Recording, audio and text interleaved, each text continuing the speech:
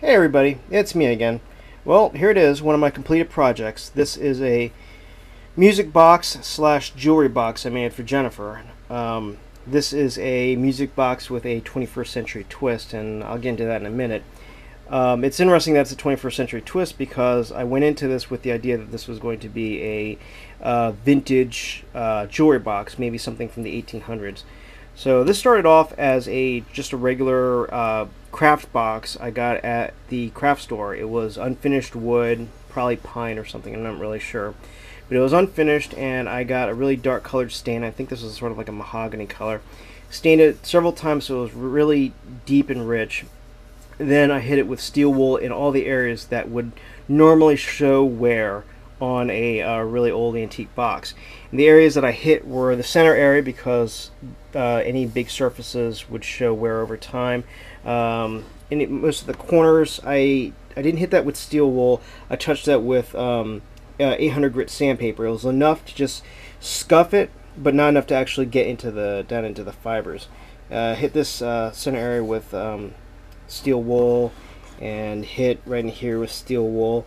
And some of the spots that I did not touch, in fact, I went over it with a Sharpie pen, were around the corner areas because most antique boxes usually don't show wear in the corners because they're really hard to get to. So right in here, any area where there would naturally be shadowing, this is just bad right here. I think I missed that spot, but yeah, that one right there, and over here. What else? Then I hit it with some poly coat, covered it with poly, and then hit that again with 800 grit, just enough to just sort of make it smooth, so you can handle it.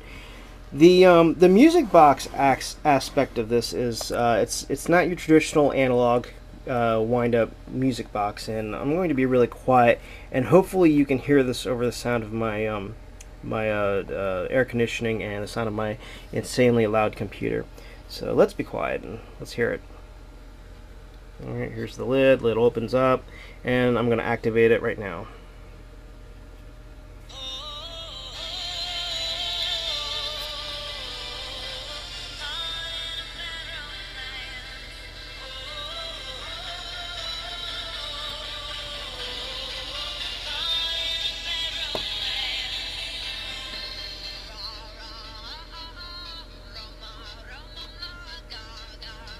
Okay, you got the idea.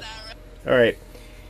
I'm going to show this in a second, the inside of here. I need both hands to remove the false bottom, so I'll show that when I'm done with this part. But this is all activated through a little external switch. This is an open circuit, and I have a little switch right here. I don't know if you can see that. I'm trying to get a good angle, but there it is. It sticks out just enough to be slightly unobtrusive. You have to look for it. Yeah, here we go. I'm going to pause this, and I'm going to splice the other part. Okay, here it is. This right here is the false bottom. This is what you were seeing before, and it's the actual bottom of this box is a lot deeper than it shows. The false bottom is lined with felt, and I'm going to go ahead and try to... this is going to activate when I close the lid, but just bear with me. Okay. And as you can see right here, this is a cardboard with some sound holes cut into it and some pegs, and two little straps on either side that will allow me to pull it out of the box. I'm just going to put this down. So here are the guts. Regular speaker, nothing special. Little generic MP3 player. I got this, I think, from Amazon for about $2. In fact, the shipping handling was a lot more than the actual MP3 player. And the little switch that you saw on the other side, it leads up to the felt and goes in the back. Why I chose this MP3 player was because of its simplicity. It's set up so that right now it's in an open circuit. When I drop the lid, it'll close the circuit, and unlike a regular iPod, you don't have to hit the play button for it to start. When the circuit closes, it'll bridge the gap where the battery is, and the way this MP3 player is set up, it will play automatically when the circuit is closed. So that's why I got it, the simplicity of it. It works really, really simply. Yeah, I'm really tired. Anyway, what separates this MP3 player music box from your traditional regular analog music box is that you can change songs. You can also charge it up, and you can do that via the You can do that via the little mini USB.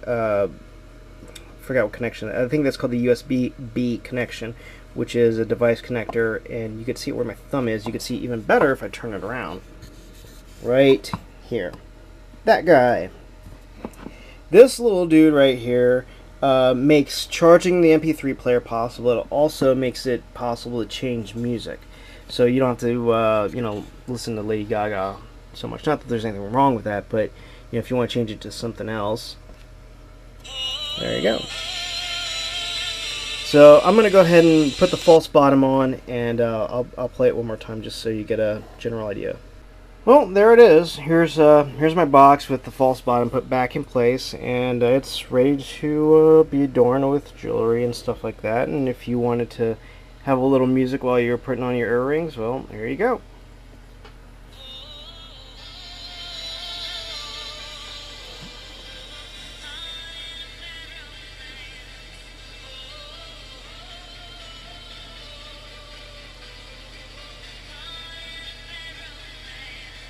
Alright guys, thanks for watching.